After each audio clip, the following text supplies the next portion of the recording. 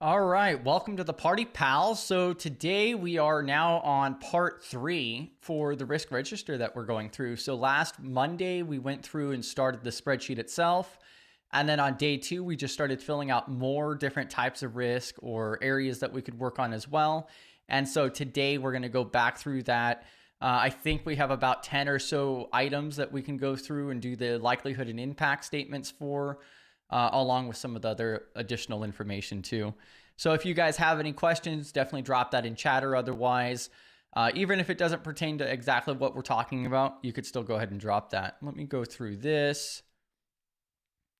So a couple different things for the intro here. So we're here for a shared mission to break down barriers, collaborate together, build community, foster that, especially in the GRC space itself. We're here to learn and grow together.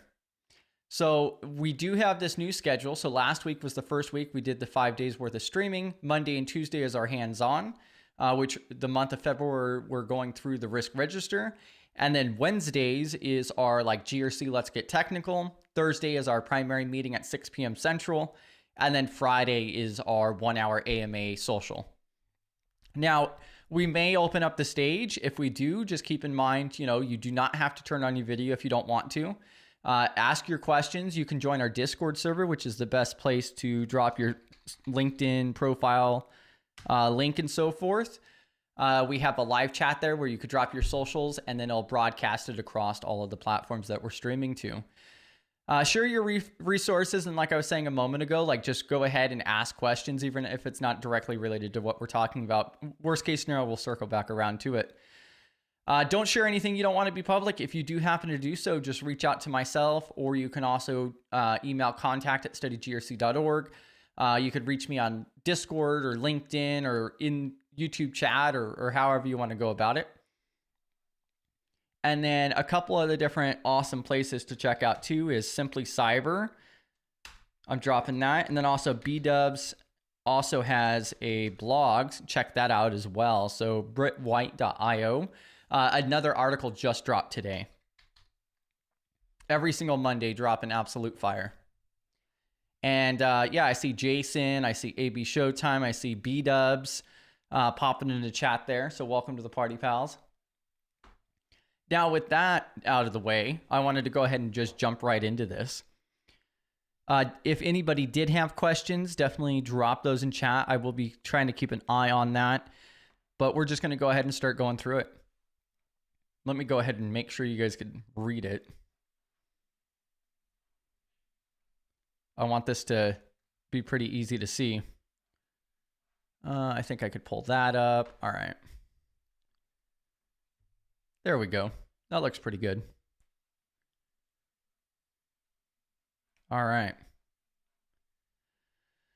All right, so the one that we did go through and fill out on day 1 was for phishing emails file download. And you could see how we did the likelihood and the impact right here, which comes out to a total of 16. If you'd like to have the complete breakdown, I'll go ahead and you can check out that link. Let me go ahead and pull that real quick.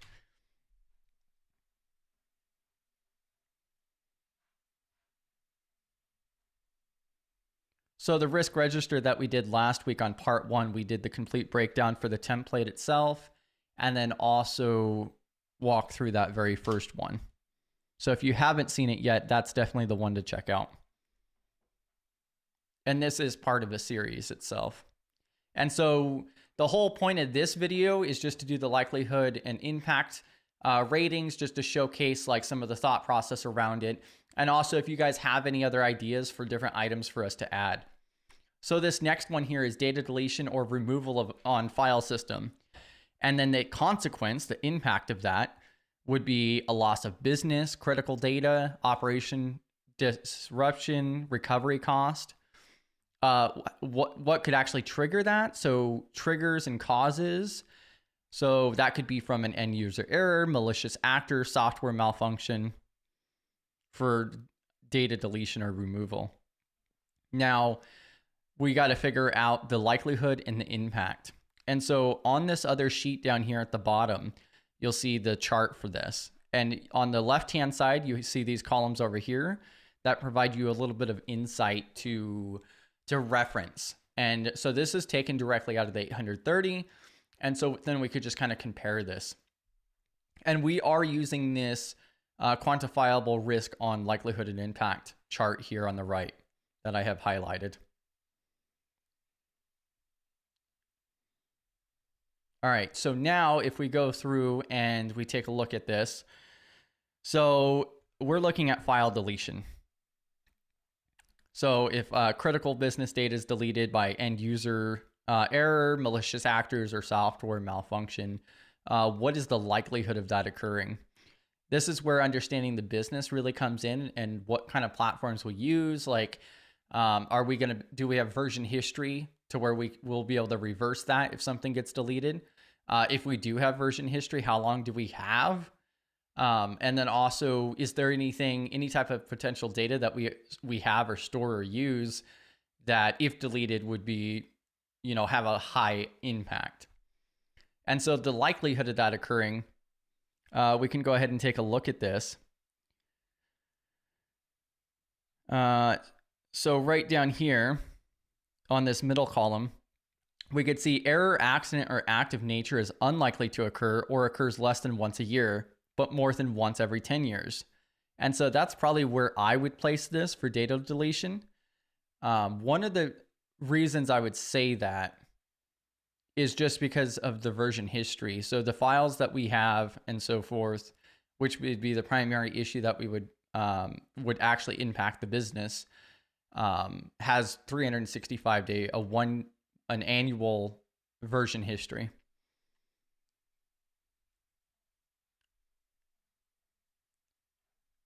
And then we can take a look at this next one. So this next one up, which would be a 5. So error, accident, or act of nature is somewhat likely to occur or occurs between 1 to 10 times a year. So that means that, the accidental data deletion or a malicious actor or some type of impact due to data deletion would occur at least once a year, but as many as 10 times a year. And so we could also follow in between that too. So that's just 2 to 5. So if we feel it kind of goes between those two, which I'm kind of leaning towards that, then we could use a 3 or a 4. So I'm probably going to go ahead and list this as a 4 for the likelihood, or I'm sorry, a 3 for the likelihood, because it is unlikely to happen, although I could see us accidentally deleting something that we need, but we'd still be able to recover it too. So then the impact could potentially be lower. Let me double check chat here. Let's see. Oh, welcome to the Party Palace Space Tacos. I also see McCoy popped in. All right, so now we're moving on to the impact itself. So again, we're talking about data deletion or removal. So loss of business critical data, operation disruption, or recovery costs due to user error, malicious actor, or software malfunction. Now, the likelihood I put as a 3, so somewhere in between that might happen once a year area.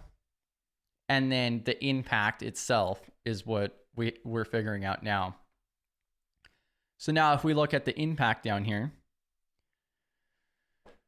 then we could see, like a 2, the threat event could be expected to have a limited adverse effect on organizational operations. So now this is where it gets a little bit interesting, because like if a malicious actor deleted this data, that could be a bigger issue. Because, if they deleted the data, then what stops them from removing our version history? So if they were able to gain that type of access in the first place. And so we do have to take that into account as well. So then I'm going to base this off of like a worst case scenario. Like what's the worst thing that could be deleted basically. And some of the things that we would be looking at would be, like maybe some of our business contracts or agreements and, various things like that. So maybe some of our formation documents, our branding kits, and so forth. Most of that could be recovered. So the main issue This could also involve email though too. It's not just our file system. So this has to do, if we go back over here, this has to do with data deletion or removal. So, and even with file system, that could still involve email as well. And then the loss of business critical data. So then we would primarily be looking at like contracts and agreements, or even potentially emails as well.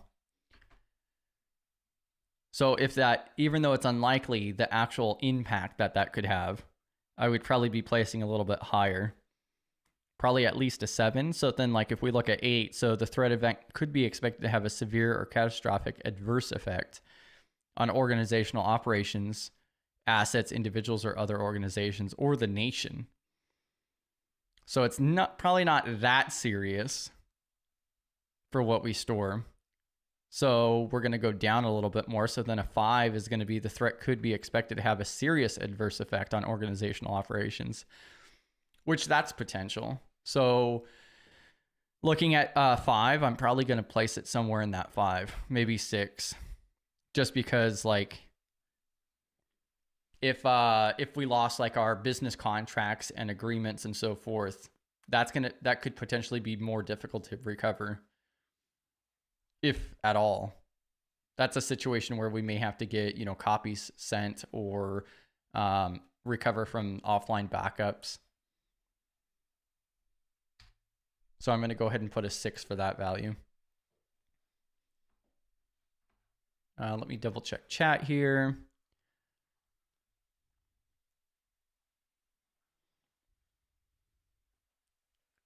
Oh, no worries, McCoy. So I am not using Jerry's spreadsheet from the course. I am using a different template. I can go ahead and drop the link to the template as well. I did drop the link to the first video we did. So last Monday, we started building out the template and went over this first item. And then on Tuesday, we started listing out more types of risk to base off of as well. And then I see Steph popped in as well. Welcome to the party, pal.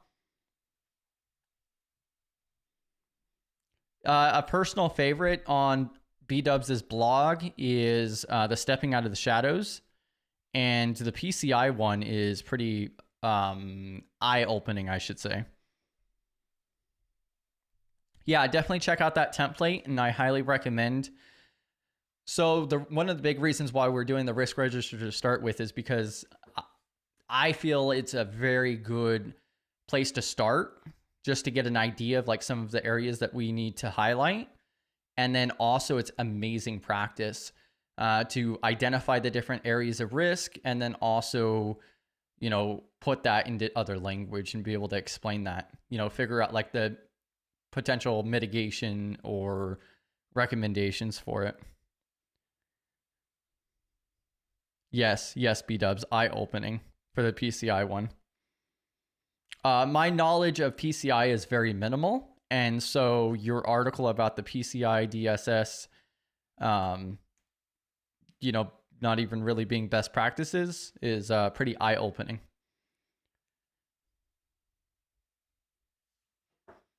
Those two are probably some of my favorite.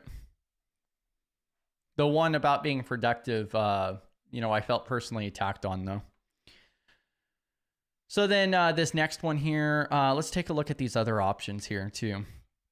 So I went ahead and filled in the likelihood and impact for data deletion or removal, which I placed an impact of a 6 and a likelihood of a 3.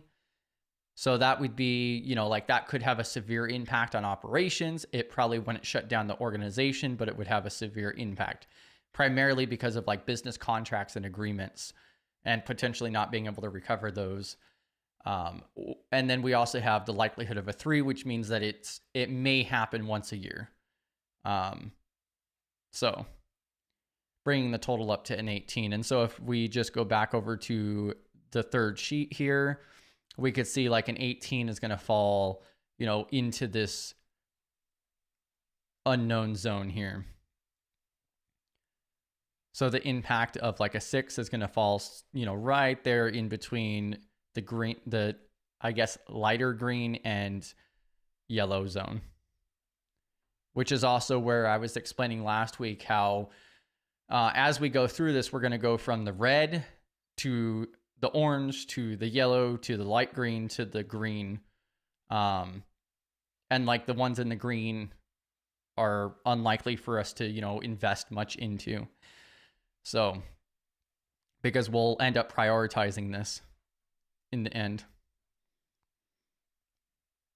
So then if we go through and we take a look at risk response and strategy. So like for the phishing link one, some of the different response that we provided is antivirus, firewall, security awareness training. So then for data deletion, what would be some of the strategy response? Well, one of the first things that I think of is backups. So backups, regular backups, I guess. So regular backups.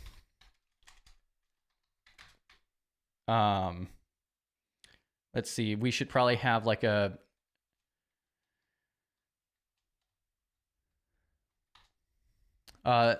BCP, I believe is what it's called. So business continuity plan, if I'm recalling that correctly.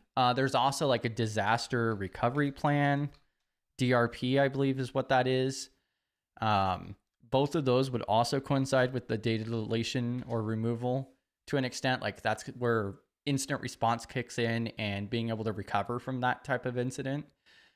So I think both of those would apply to that to an extent. And so those are two similar things that we would also want to work on and get implemented as well, or at least utilize those and make those up. So that way we have something to, like a playbook to follow. Also version control. So version controls. So version control being like, okay, if we accidentally delete it, at least for our primary storage option, we have 365 days worth of version control, which means that's how long we have to at least recover that document.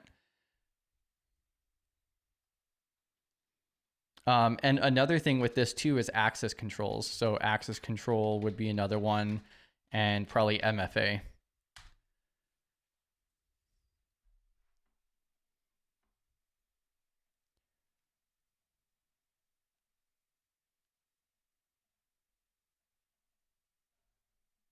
Let me see here. Yeah, and then also, so Dwight mentioned BCDR.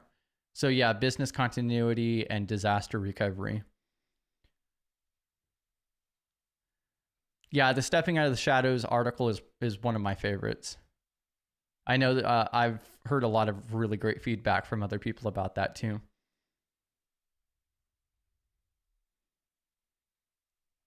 Oh gosh. I bet you're having a blast with that Space Tacos. GRC Mafia.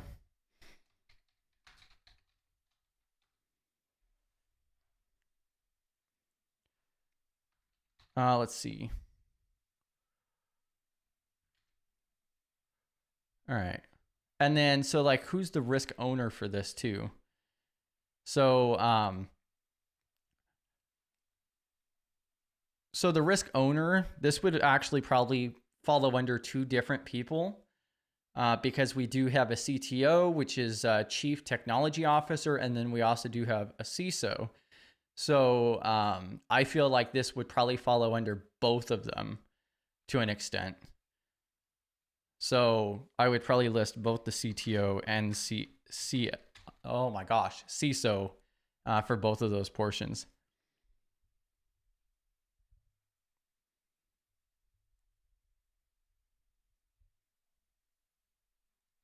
Let's see. I think one of the most important parts here too is this likelihood and impact. This is what's so difficult to kind of come up with as well.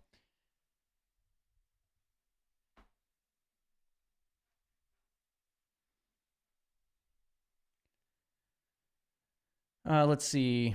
Oh, welcome to the party, pal. Yeah, I see Dwight popped in. We got Ben Tech popping in, 8-bit. Welcome to the party, pal. B-Dubs is working on a pretty awesome talk to present at future cons for stepping out of the shadow as well. Bam. We're the first ones getting the heads up, I guess. And then Bentech says, do entry-level GRC professionals use software to help with audits, or is it more so a lot of interviewing and working with spreadsheets, rinse and repeat? I feel it really depends. If you're with a small business that's not very mature, like you're probably the only person, then you're probably working out of spreadsheets. If you're going with a more mature company that has a developed program, then they probably already have software. So that's one of the reasons why I really love CISO Assistant, is because it's an amazing option. I'm dropping that in chat real quick because they have their community edition. So you can go through and you could deploy that on a cloud VM or even offline on a Docker machine. And it at least gives small businesses something to work with for a very low budget. You could run that literally on a work machine, and it works great. So it's a lot better than having just Excel to run off of. There's all kinds of information on that too.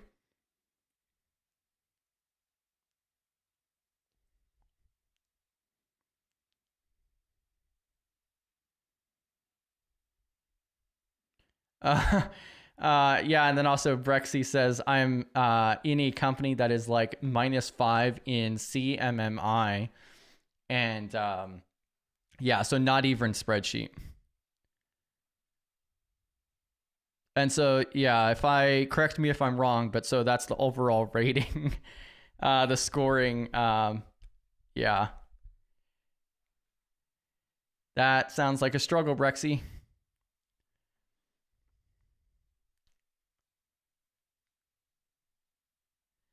All right. And then also Bentech asks, is there free software to do training on, or would this be more provided by the employer when hired?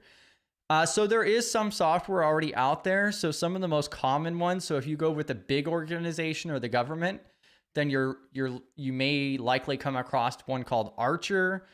They do have a couple very minimal free training programs you could take online, like courses. Most of their stuff is only through like if your company has an agreement with them or you have to pay for it. It's very expensive. There's also another one that's like called Audit Board, for an example. So like Audit Board seems pretty popular as well. Most of these different organizations, they do have some free resources. So I don't know. Yeah, so like Audit Board, for an example, does have on-demand webinars. I'll transition over to this real quick. One of the big advantages is the fact that this stuff is, the GRC tools are largely very similar. So they pretty much all do the same thing, just the interfaces are different. So they do of course have their pros and cons, but largely it's to, get out of Excel worksheets and have automated, charts and diagrams on a dashboard that you could easily export, and you don't have to work with, all of that kind of stuff. There's also automated processes. So like even on CISO Assistant, for an example, if you're working with CMMC, you can actually load that framework in, and then you can go through flashcards basically and be like, oh yeah, we need this control, or no, this does not apply to us. And you could quickly go through and weed out what controls even matter from the get-go. And it's the same thing with these other platforms as well. They have some tools that just make the process easier. But I would take a look at some of these common platforms like Audit Board, and you could check out some of their on-demand webinars or courses. Archer is another popular one, but they only have a couple things. I think I have a folder here. So let me see. Also, Logic Gate, I think, is another one here. So let me see. I don't think...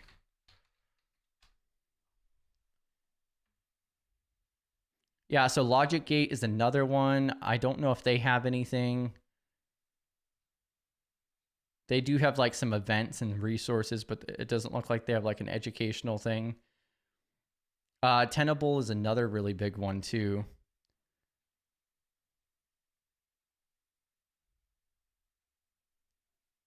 They have, yeah, so you could see webinars, training and certification. But it looks like you may have to like contact sales too. And I haven't looked in depth on like the availability of these.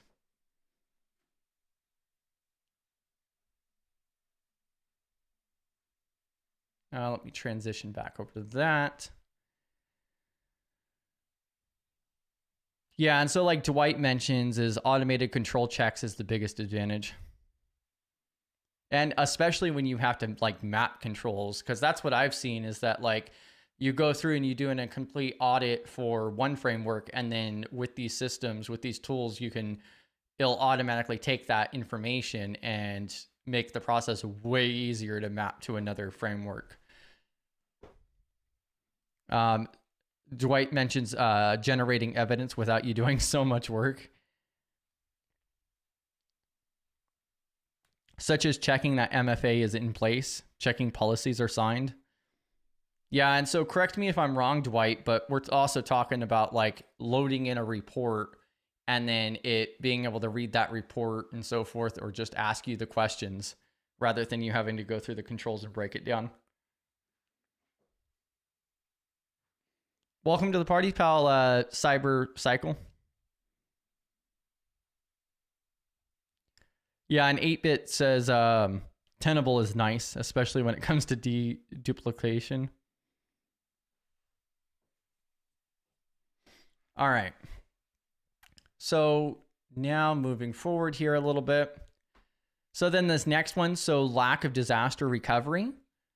All right. So if we don't have a good disaster recovery, which is what we were just talking about a moment ago, actually, extended. So the impact, the consequence here would be extended operational downtime if we don't have a good enough disaster recovery, data loss, financial loss, reputational damage. There's some different consequences to that. Different triggers or causes of such of a lack of disaster recovery. It says power loss, data loss, inability due to physical event. I also feel like it's important to add on here, like lack of proactive approach or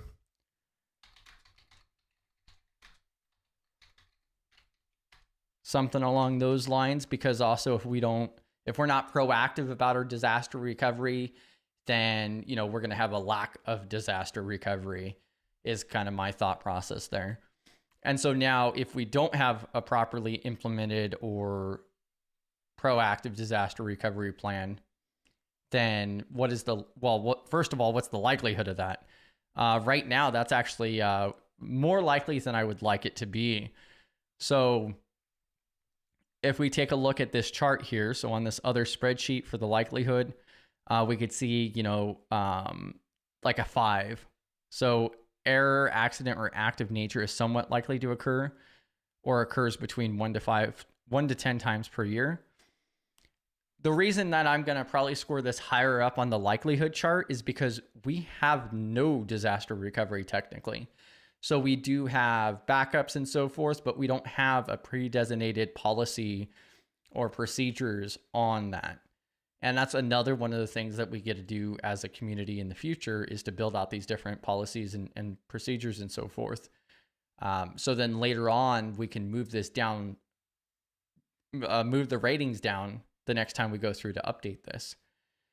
So as of right now, there's a higher likelihood of something going wrong.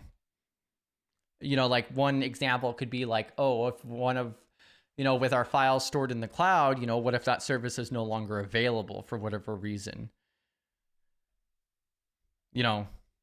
I still would rank this a little bit higher just because we don't have anything. So our lack of disaster recovery is relatively high for the likelihood. So I would probably put it somewhere in between there. Let's see. Steph also mentions SSP, so System Security Plan, I think is what that was. So System Security Plan or Procedure. I'm pretty sure it's Plan.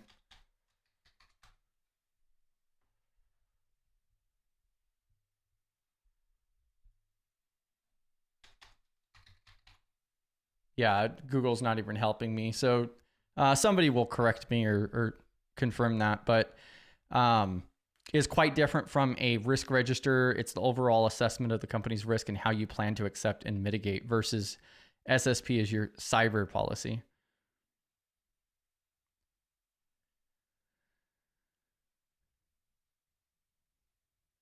Welcome to the party, pal, PBO.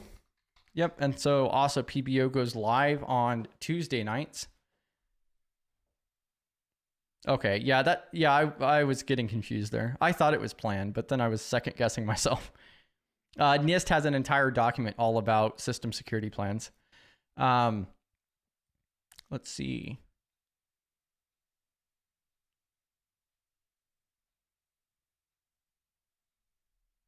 All right. So then now what would be the impact of a lack of disaster recovery? Well, yeah, the impact could be pretty bad. So extended operational downtime. So if we don't know what the hell we're going to do, then yeah, that could be bad. Let's say, struggle streaming, can't sign in. We could have, quite a bit of loss and lack of community engagement and so forth as well because of such. So that could be, I could see it being less of a financial loss for us at least, but it definitely wouldn't look good for us and our operational downtime as well.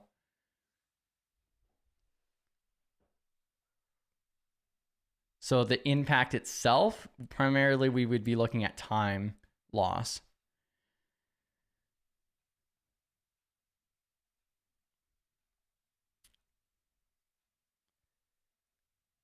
So for an example, if we have an actual plan laid out to where like if something went wrong and we had a step-by-step of like contacts and who did what, who has access to what, then we could go through that plan much quicker because we know who we have to contact for what and what we need to do for this case or that scenario based on what's affected.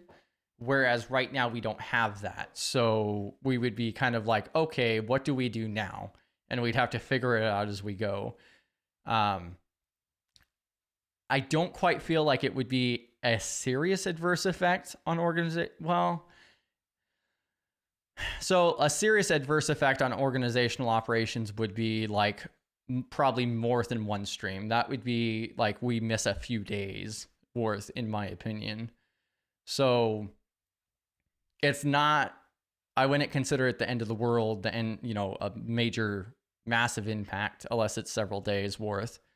But also, we're not very clear here either for the lack of disaster recovery. But I would probably still put it at that 5 mark according to impact.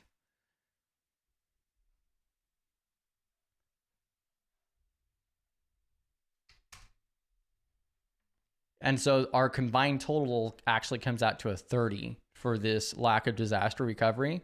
So if we come back over here to this chart that I hope you guys can see well, let me oh yeah, you guys can see that, hopefully. So then we're looking at a 30, which is again going to fall somewhere in this yellow to orange area.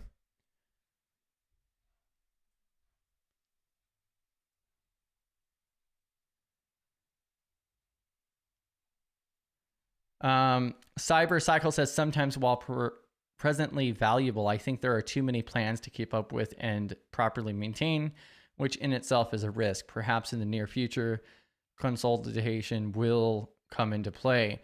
Well, I think it kind of depends because like a disaster recovery plan is a very common document.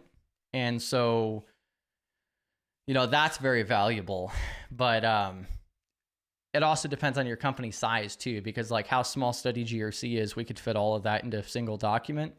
Whereas like a larger organization may benefit from having disaster recovery plans based on the department.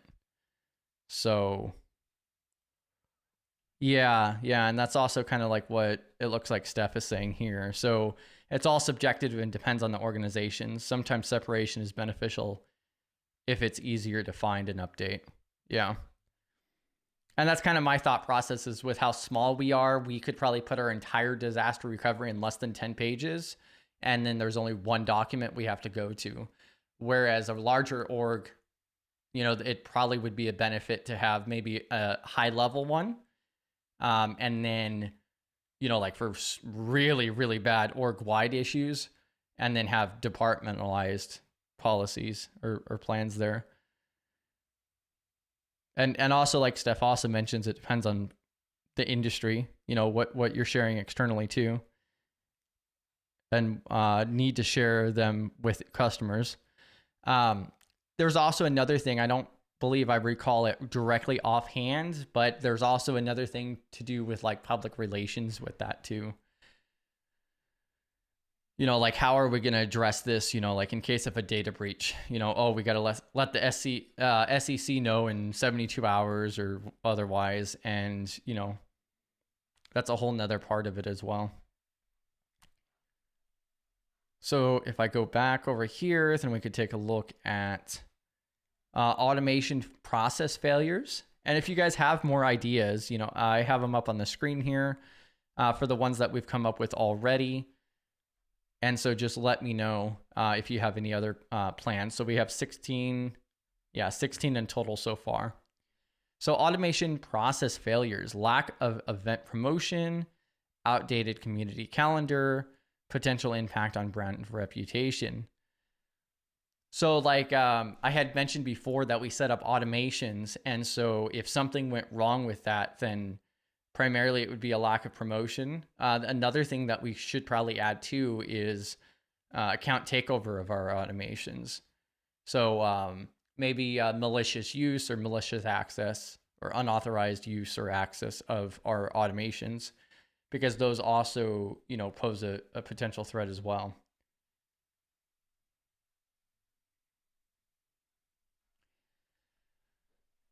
So platform failure. So the trigger for this, the cause that would make automation process failures would be a platform failure, lack of failover, a DDoS attack, misconfiguration.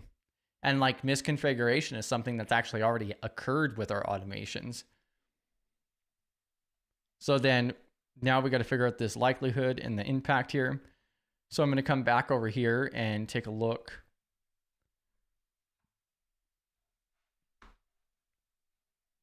So then the likelihood of an automation process failure, like I said, it's already happened twice, technically, maybe more than that, twice that I recall.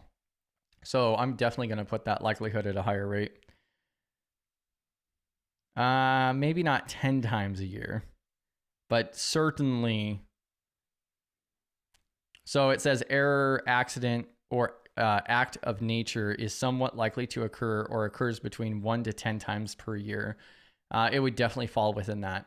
I would anticipate and expect probably at least one time a year for some type of issue to occur with our automations where it fails to execute. And so I would put it in between this 5 and 8. So like this level 8 here for the value would be 10 to 100 times. And so I'm probably going to put a 7 because it's already occurred. We're new to automations. We're looking at adding more automations. And so we should be expecting more issues with that. And so a way that we would act upon this would be, implementing, a testing sandbox of sorts and ensuring that these systems work before actually throwing them into production. And so then we would need to actually write a game plan and stick to that, have a set process of approval and verification not where I just throw an automation together, hope that it works, and just turn it on and hope for the best. Now, what would be the potential impact of that, of a failure? So, like our social media posts and promotions wouldn't go out. That community calendar would be out of date and it wouldn't be updated automatically. And then also it could just look bad too. So I think a lot of those would be lower down on the scale. So if we look back over here for the impact events, so I would probably put this at a lower amount as far as the impact. So the threat event could be expected to have a limited adverse effect.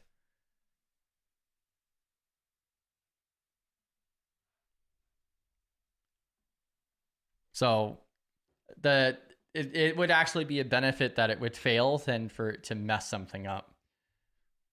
And so I would probably agree with a low impact of that. And another portion of this too is the fact that our automations, we do have a failure notification basically to where multiple people will be notified if in case of an issue.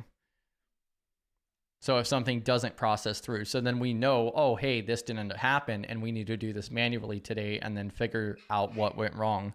So I'm going to probably put that at a low impact.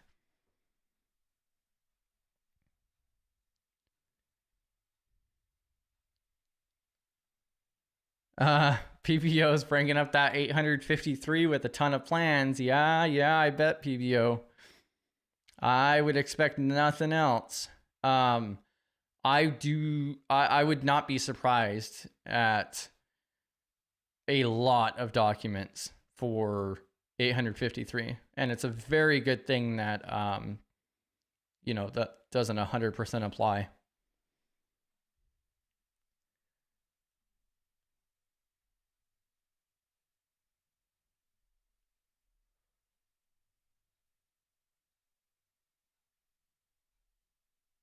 Great conversations about the, disaster recovery and business continuity and so forth.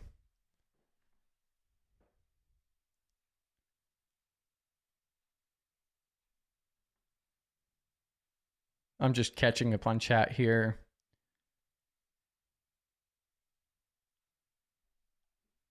Yeah. I think Steph is definitely in the right place. So getting all excited about, doing reviews and auditing them and catching these documents up. All right, so then moving on to the next item here. So account takeover and compromise. So this is a pretty serious one.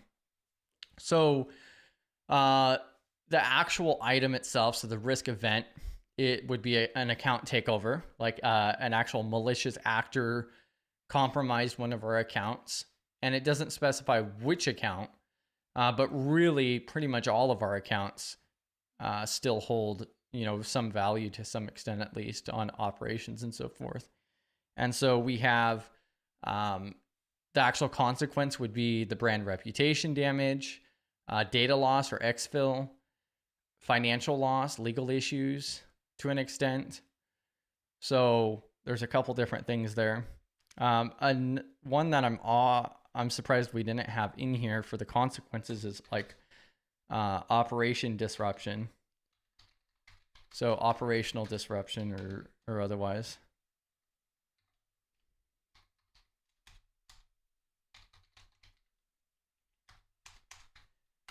So operational disruption due to account takeover. And then the trigger or the cause of that would be weak passwords, phishing, malware, credential stuffing, lack of MFA.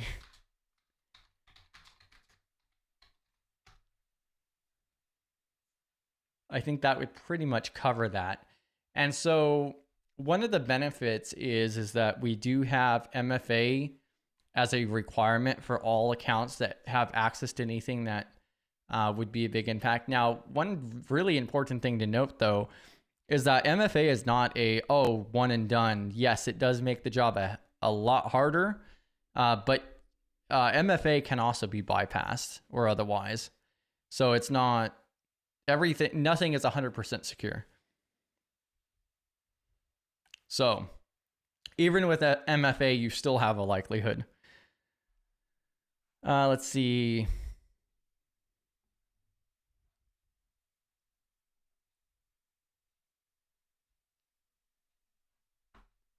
All right, so now if we look at for the likelihood for account takeover, so if we come back over here to likelihood, now I would probably rate this a little bit lower, but also there's a couple other areas to consider in here too, because although we have MFA enabled and we have this and we have that, we have secure passwords, we have password managers and so forth. Another thing to consider, though, is that Study GRC is a remote business, remotely done and so forth. And so like our volunteers and our personnel and so forth, they are not provided company devices. So it is pretty much it is really a bring your own device. And so it's more likely that for an account takeover to occur, that a personal device would be compromised, and then that would lead to a Study GRC account being compromised, would be probably the most likely situation to occur. So in the case of an account takeover, which would also, to an extent, because of MFA and so forth, might not matter because, they may still be signed in or otherwise. Thankfully, you typically would have to, have that key or otherwise to change a password, but still. And so the likelihood itself, unlikely to occur or occurs less than once a year, but more than once every 10 years. I think that is probably the one. So I'm thinking maybe a 2 or a 3. So it's not likely to occur once a year, but it's definitely going to occur in a 10-year span. For the likelihood. And so I'm probably going to put that at probably a 3, maybe a 4 for the likelihood, just because we do have a bring your own device. And even with our bring your own device, we don't have any policies or procedures or on device software to do any of that. So it's really pretty much hopes and dreams. Don't be downloading, suspicious stuff.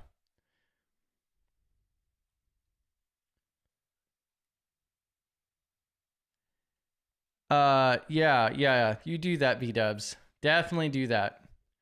Yep, to lower the risk. Yep. Sounds like a great excuse. Let's see. Yeah, honestly, documentation is so wonderful. I think it's so smooth.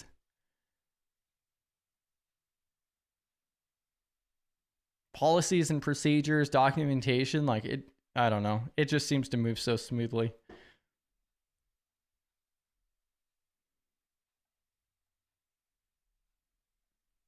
Even though the important part is not only getting it on paper, but actually acting on it and implementing it. So now, what would be the impact if an account gets taken over or compromised? That would be really, really bad. There's really the majority of our accounts, if they were to get compromised, would definitely have a operational impact to the organization, and potentially a severe impact as well, because our Discord server, where our files are stored and everything else, it would be a very, very bad day for something like that to occur. Now, these ratings and descriptions here are all based off of this 830, just to give us an idea. And so what we have here is the threat event could be expected to have a severe or catastrophic adverse effect on organizational operations. I would put that there. So I probably would list this at an 8, because there is that potential of it having a complete disaster, destroy the entire organization if our accounts get compromised.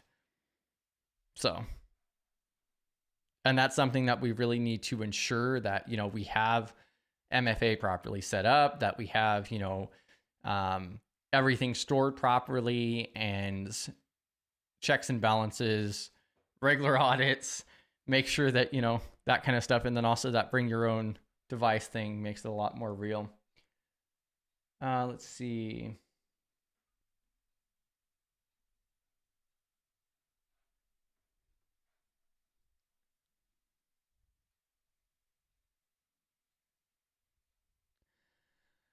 PBO says that we should do a run book for account takeover. I think PBO should do that tomorrow night. What do you think, PBO? Let's do it. Run book for account takeover tomorrow night. You could pick back up on your 853 series the following week. Sounds like a plan to me. Everybody Everybody petition PBO for a run book of account takeover tomorrow night during PBO stream. Oh yeah, and then also B-Dubs mentioned impact business reputation as well. Let's see. So, like I said, I'm going to rate this a little bit higher. So I'm putting an 8 on that one. So even though the likelihood's lower, the impact would be really, really bad. And so that gives us a grand total of 24. And so again, what I love is then we can come over here and we could take a look at this and you could see like, okay, the impact itself is a 3. So it's somewhere in between this 2 and 5.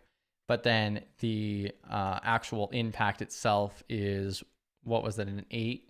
So then again, that's going to fall, into that yellow zone of a 16. But on here, you could see that it actually shows a 24 because of in between those numbers, because of that 3. So really it's a 24 on this scale, which again would fall into that, like slightly into that orange category.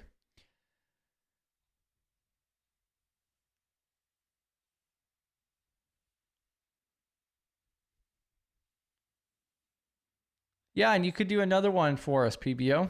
You can do one on like AWS or Restream or, something. Discord. There's a lot of different options, PBO.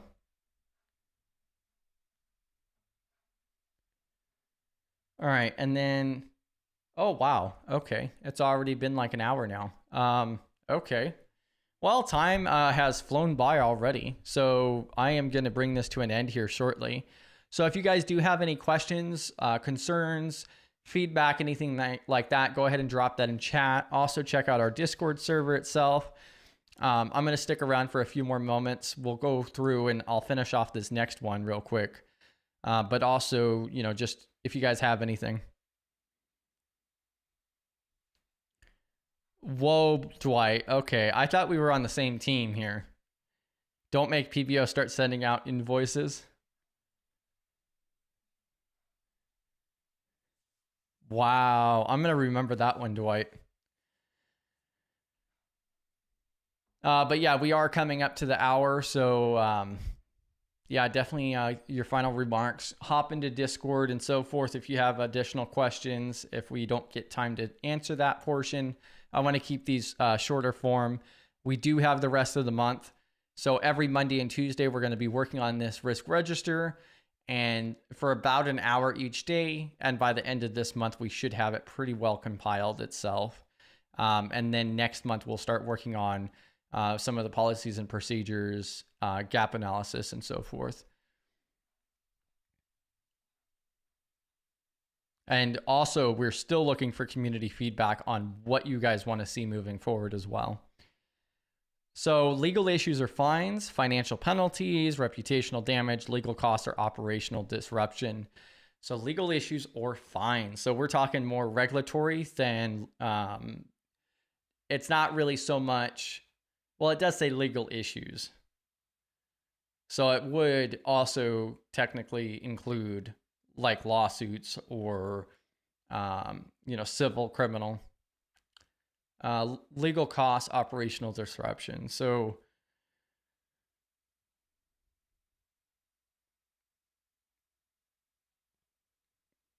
So non-compliance with regular regulations, GDPR, CCPA, contractual breaches.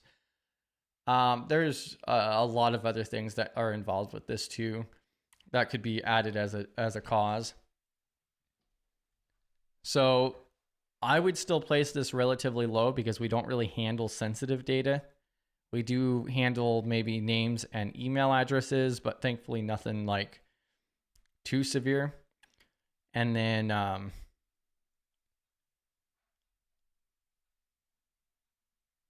also being a smaller business and so forth. And we don't have a newsletter. We don't advertise, like we're not paying for advertising or like targeted ads, or, buying, databases of people's information or anything like that for those purposes. So this would probably be at a much lower scale there. Although being a small business, there is a higher likelihood of us breaking regulatory acts and so forth because we don't know, because we don't have a team of lawyers to tell us, oh, you can't do that, or, oh, this is a regulation kind of thing. So there's that as well that we also have to consider in this likelihood aspect. So although I would find it unlikely, if we take another look at this, then we can see, error, accident, or active nature is unlikely to occur or occurs less than once a year. I would probably place this at a 2. So, we would probably have a likelihood of some type of issue in 10 years, but unlikely to occur once a year.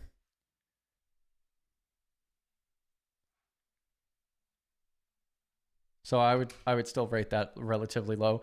Now the impact at our current state would be pretty bad. So fines and legal issues are extremely expensive. And so that could be a threat. So an 8 would be the threat event could be expected to have a severe or catastrophic adverse effect on organizational operations. So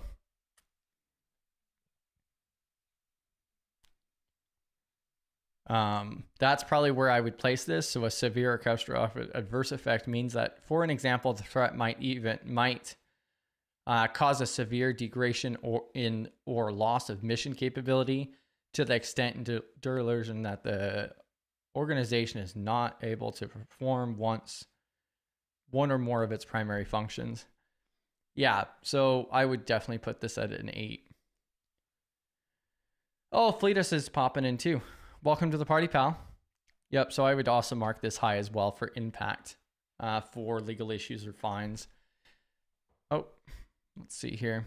All right, and then like I was saying a moment ago, I'm going to go ahead and end it here in a moment. So I'm going to go ahead and transition back over here. I'm going to go ahead and pull this down. If you guys have any feedback, let me know what you guys also want to see as we go through and do these hands-on projects and some of these additional streams. And I'm going to drop the link to this template again. So that link that I just dropped goes to the template.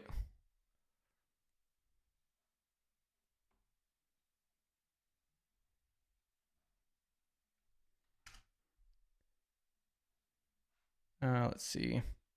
Welcome to the party, pal, Misty.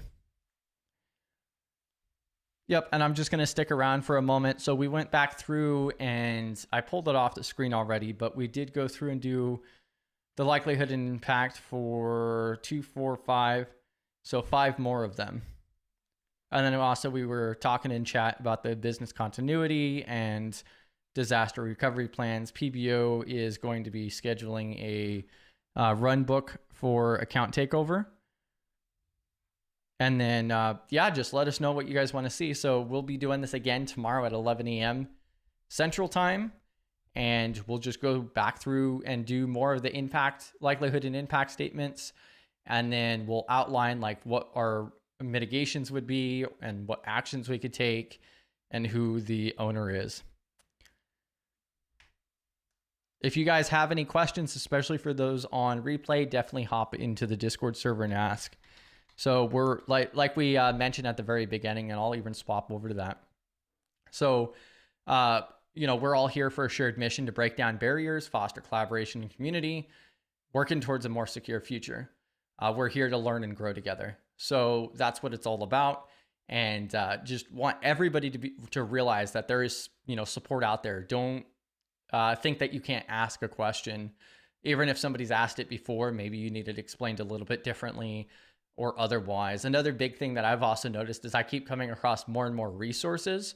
So then like even my answers change over time too, because I'm like, oh, this is a really good option to learn about this. And then if you ask me the same thing 6 months later, then I probably have more resources to give you or better options even. Oh, come on, PBO. PBO's backing out now, Nah, PBO's busy doing a lot of recording for his course anyway, so I'll give you the benefit of the doubt, PBO. We could schedule that sometime after your course is published.